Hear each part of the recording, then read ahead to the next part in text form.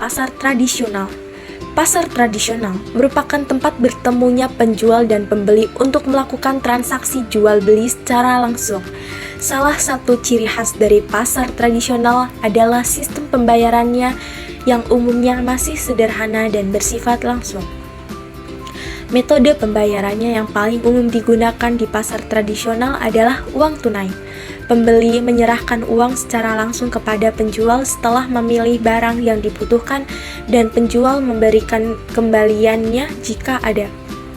Seiring dengan perkembangan teknologi dan upaya digitalisasi, beberapa pasar tradisional kini mulai mengadopsi pembayaran digital. Banyak pedagang yang sudah menerima pembayaran melalui kris maupun dompet digital seperti GoPay, OVO, Dana, dan lain-lain. Hal ini memudahkan konsumen yang tidak membawa uang tunai serta meningkatkan efisiensi transaksi. Selain itu, di pasar tradisional masih ditemukan sistem pembayaran dengan utang sementara atau bond, terutama antara penjual dan pembeli yang sudah saling mengenal. Sistem ini didasarkan kepada kepercayaan dan kebiasaannya dicatat untuk dibayar di kemudian hari. Dengan berbagai bentuk pembayaran yang tersedia, pasar tradisional tetap menjadi pilihan utama masyarakat dalam memenuhi kebutuhan sehari-hari, terutama karena harganya yang terjangkau dan interaksi sosial yang hangat antara penjual dan pembeli. Halo semuanya, saya di sini akan mengajak kalian kembali ke masa lalu untuk memahami bagaimana sistem pembayaran di Indonesia berkembang. Dahulu, masyarakat Indonesia sangat bergantung pada uang tunai sebagai alat pembayaran utama.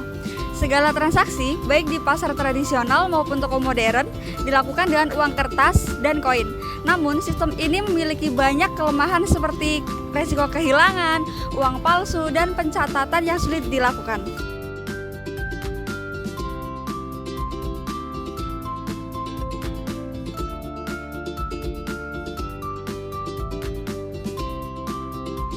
Memasuki era 90-an hingga 2000-an, mulai masuk sistem pembayaran non-tunai seperti kartu debit dan kredit. Lembaga keuangan, terutama bank, mulai menawarkan kemudahan transaksi melalui mesin EDC atau Electronic Data Capture. Tapi, sistem ini masih belum sepenuhnya menjangkau masyarakat luas, terutama yang belum memiliki rekening bank. Lalu, datanglah era internet dan smartphone.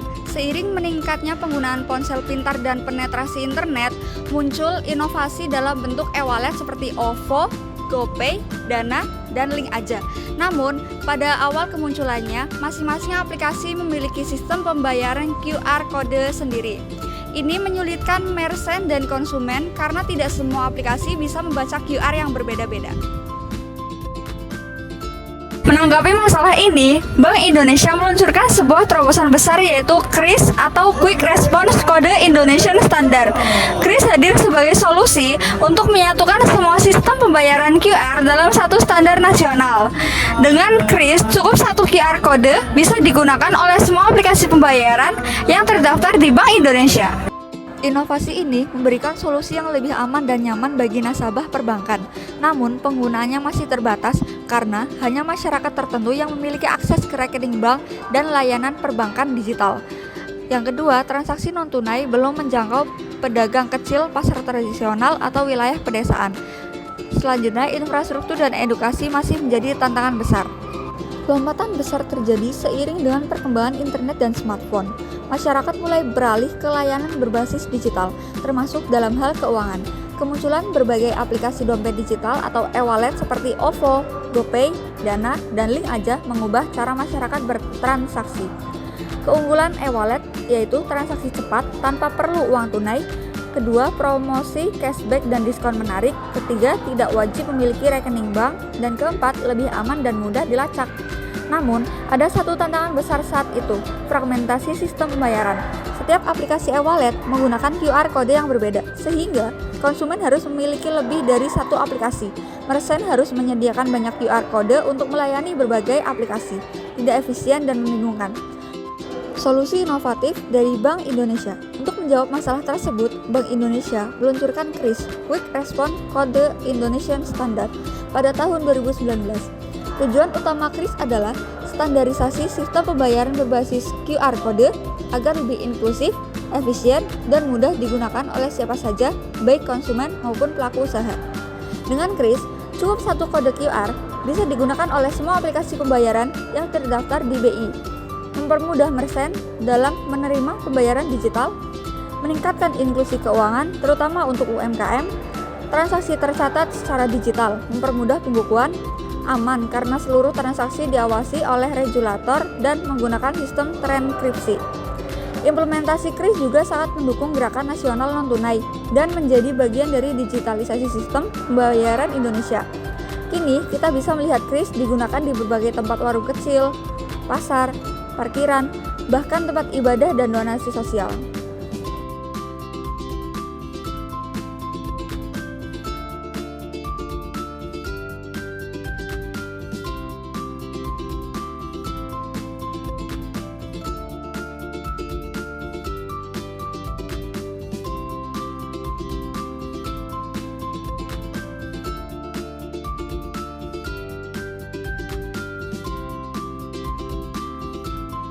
Sekarang kita masuk ke bagian penting. Apa sebenarnya KRIS itu dan bagaimana cara kerjanya?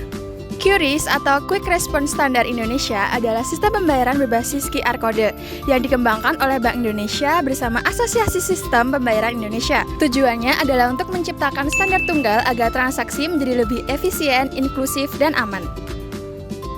Cara kerjanya cukup sederhana. Ketika kalian ingin membeli sesuatu di toko atau warung, kalian tinggal buka aplikasi pembayaran seperti GoPay, OVO, Dana, atau lainnya. Kemudian pindahi QR Code yang tersedia di tempat itu. Tidak masalah aplikasi apa yang kalian pakai, selama terhubung ke sistem KRIS. Begitu dipindahi, kalian tinggal masukkan nomor pembayaran dan konfirmasi transaksi. Ada dua mode penggunaan. Yang pertama, Merchant Present Mode atau MPM. Merchant menunjukkan QR Code kepada konsumen. Ini adalah hal yang paling umum kita lihat. Yang kedua, Customer Present Mode atau CPM. Konsumen menunjukkan QR Code-nya lalu merchant yang memindai. Mode ini lebih banyak digunakan di sektor transportasi dan retail modern. Keuntungan dari sistem ini sangat besar, baik dari sisi kecepatan, kepraktisan, hingga efisiensi operasional. Selain penjelasan dasar tadi, penting juga untuk memahami mengapa KRIS menjadi terobosan penting dalam sistem pembayaran digital. Sebelum KRIS hadir, sistem pembayaran QR Code di Indonesia sangat terfragmentasi. Misalnya, merchant yang ingin menerima pembayaran lewat OVO, GoPay, dan Dana harus memiliki 3 QR Code yang berbeda. Ini membingungkan konsumen dan tidak efisien bagi para pelaku usaha. Nah, KRIS menyederhanakan semua itu dengan satu standar QR Code yang bisa digunakan untuk lintas platform. KRIS juga meningkatkan inklusivitas keuangan. Banyak pelaku UMKM atau pedagang kecil yang sebelumnya belum tersentuh layanan perbankan, kini bisa menerima pembayaran digital hanya dengan mendaftarkan KRIS melalui penyediaan jasa pembayaran yang terdaftar. Mereka tidak perlu punya mesin edisi atau rekening bank premium, cukup ponsel dan akses internet dasar. Selanjutnya, mari kita bahas fitur-fitur utama KRIS yang mendukung kemudahan ini. Yang pertama, interoperabilitas. KRIS bisa digunakan oleh semua aplikasi pembayaran digital yang berizin dari Bank Indonesia. Itu artinya, satu KRIS bisa dibaca oleh OVO, GoPay, ShopeePay, dan lain-lain. Yang kedua, real-time settlement. Transaksi yang dilakukan melalui KRIS diproses secara real-time atau dalam waktu singkat. Hal ini memudahkan baik konsumen maupun merchant untuk langsung melihat hasil transaksi. Yang ketiga, standar nasional. KRIS berlaku di seluruh Indonesia dari kota besar hingga daerah terpencil. Ini mendukung pemerataan ekonomi digital secara merata. Yang keempat, keamanan transaksi. KRIS menerapkan sistem keamanan berlapis, termasuk enkripsi data dan verifikasi ganda di aplikasi. Hal ini mengurangi resiko penipuan dan transaksi tidak sah. Selain itu, KRIS juga mendukung transaksi dengan nominal kecil atau bisa disebut dengan micropayment. Jadi beli es teh di warung atau bayar parkir pun bisa pakai KRIS. Inilah yang membuat KRIS benar-benar menyentuh kehidupan sehari-hari masyarakat Indonesia. Yang terakhir, penting juga diketahui bahwa KRIS terus dikembangkan. misalnya lewat kris TTS atau tarik tunai, transfer, dan sektor tunai. Memungkinkan pengguna menarik atau minta uang tunai di merchant tertentu, mirip fungsi ATM. Ini juga menunjukkan kris bukan hanya alat pembayaran, tetapi juga sebagai inklusi layanan keuangan yang lebih luas.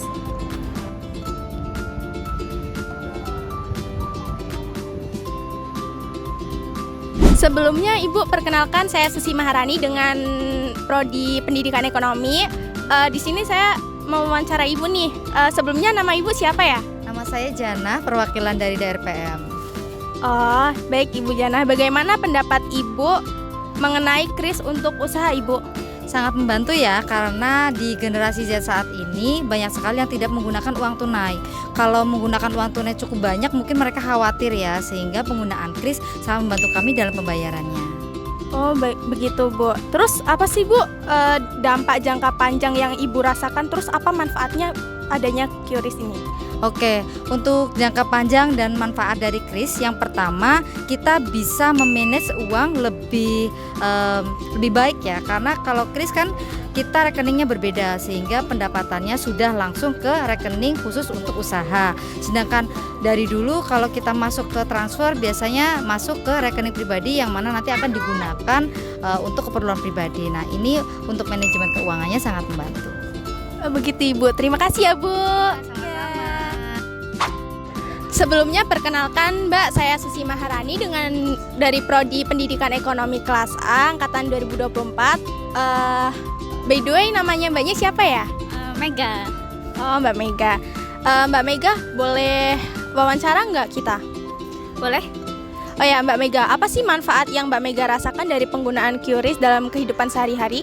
Oke, untuk manfaat yang saya rasakan selama ini pengguna QRIS itu menjadi lebih mudah untuk pembayaran atau perbelanjaan sesuatu, dan lebih lebih mempercepat waktu juga, gak harus bawa dompet. Itu sih manfaat yang saya rasakan salah satunya. Yang lainnya mungkin bisa dipakai untuk berbelanja dimanapun. Mbak Mega, apakah ada dampak positif nih dampak positif lainnya bagi Mbak Mega sebagai konsumen? Mungkin itu aja, cukup itu, kurang lebih kayak mempermudah dan mempercepat waktu juga. Ya udah, terima kasih Mbak Mega. Nah, setelah tahu apa manfaat kris bagi pelaku usaha dan juga konsumen, jadi kita lebih tahu atau mengenal sisi positif dan manfaat penggunaan kris. Bagi pelaku usaha, kris membuka peluang lebih besar, terutama untuk UMKM. Cukup dengan satu QR kode, mereka bisa menerima pembayaran dari berbagai aplikasi. Setelah itu, penggunaan kris juga memudahkan pencatatan transaksi harian. Ini sangat membantu dalam hal pembukuan, pengajuan peminjaman, bahkan penilaian kredit oleh bank. Bahkan banyak pelaku usaha kecil kini mampu menjangkau konsumen lebih luas hanya dengan menempelkan kris di etalase mereka. Contoh nyatanya seperti pada video awal yang telah ditampilkan tadi.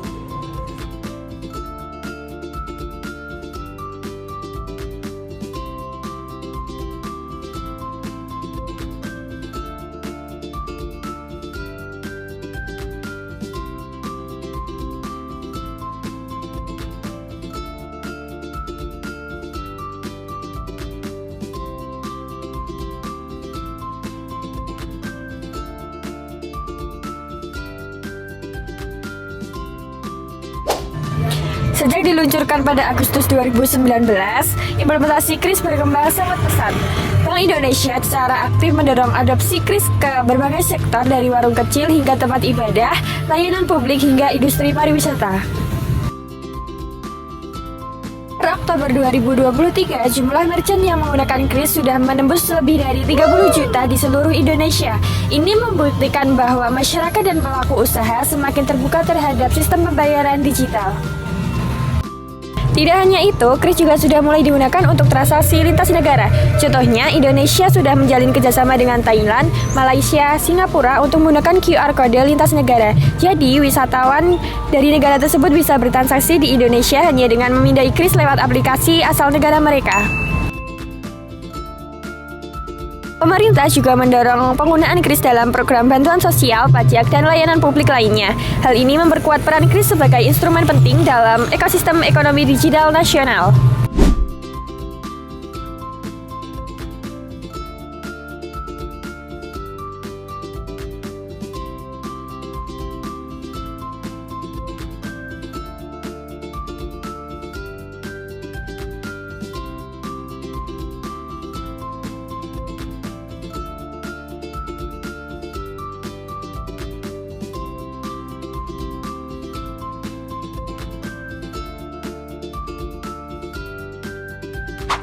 Meskipun pertumbuhan KRIS sangat menjanjikan, namun dalam hal penerapannya masih ada tantangan yang harus dihadapi.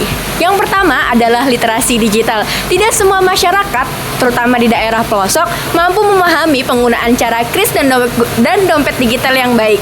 Maka hal itu perlu adanya edukasi terus-menerus tentang penggunaan KRIS dan dompet digital yang sangat baik. Edukasi menjadi kunci penting agar masyarakat tidak hanya tahu cara menggunakan KRIS, tetapi juga memahami manfaatnya dalam kehidupan sehari-hari. Yang kedua adalah akses terhadap infrastruktur. Di beberapa daerah, sinyal internet dan ketersediaan smartphone masih menjadi kendala. Oleh karena itu, pemerintah dan swasta harus berkolaborasi untuk pemerataan akses teknologi. Kasus penipuan penggunaan KRIS palsu sudah mulai bermunculan seiring dengan meningkatnya penggunaan metode pembayaran digital ini di berbagai sektor. Salah satu modus yang paling sering terjadi adalah penempelan QR kode palsu di tempat-tempat umum seperti kedai kopi, warung, kotak amal, tempat parkir, bahkan masjid atau tempat ibadah. Modus ini sangat sederhana tapi efektif. Pelaku mencetak QR kode miliknya yang terhubung ke akun e-wallet pribadi, lalu menempelkannya di atas KRIS asli milik merchant atau lembaga penerima dana. Ketika konsumen atau donatur memindai QR palsu tersebut, mereka tidak menyadari bahwa uang yang mereka kirimkan tidak masuk ke penerima yang semestinya, melainkan ke pelaku kejahatan. Karena transaksi KRIS tidak menunjukkan nama merchant secara mencolok atau terkadang diabaikan oleh pengguna. Korban baru menyadari setelah pihak penerima tidak mendapatkan dana tersebut. Salah satu kasus nyata yang sempat viral adalah penipuan di kotak amal masjid, di mana QR palsu ditempelkan di atas KRIS resmi. Banyak jamaah yang berniat bersedekah secara digital, justru mentransfer dana ke rekening pelaku. Ada pula laporan dari pedagang kecil yang mengeluh karena tidak kunjung menerima pembayaran. Padahal pembeli merasa sudah membayar melalui scan QR, ternyata QR kode yang dipindai bukan milik si pedagang. Kasus-kasus seperti ini menimbulkan kekhawatiran dan menurunkan kepercayaan publik terhadap sistem pembayaran digital. Meskipun sebenarnya sistem KRIS itu sendiri aman, masalah utamanya adalah pada manipulasi fisik QR kode yang sangat sulit dikenali tanpa ketelitian. Untuk mencegah semacam ini diperlukan yang pertama ada pemeriksaan ulang nama penerima sebelum konfirmasi pembayaran. Lalu yang kedua, merchant harus rutin mengecek KRIS fisik yang ditempel di tempat usahanya, memastikan tidak ada stiker lain yang menutupi. Lalu yang ketiga ada edukasi kepada masyarakat untuk tidak sembarangan memindai QR kode terutama di tempat umum tanpa identitas jelas. Lalu yang terakhir, pengguna KRIS dinamis yang berubah-ubah tiap transaksi oleh merchant jika memungkinkan karena lebih sulit dipalsukan. Penipuan KRIS adalah bentuk baru dari kejahatan digital yang menyesuaikan dengan kemajuan teknologi. Oleh karena itu, kewaspadaan pengguna dan pelaku usaha serta pengawasan yang lebih ketat dari penyedia layanan dan regulator sangat dibutuhkan untuk melindungi sistem ini agar tetap dipercaya dan aman. Namun, di balik semua tantangan yang ada, KRIS memiliki masa depan yang cerah. Dengan semakin berkembangnya teknologi seperti biometrik, AI, dan KRIS, kedepannya pembayaran tidak hanya dilakukan oleh smartphone, tetapi juga bisa menggunakan wajah ataupun sidik jari.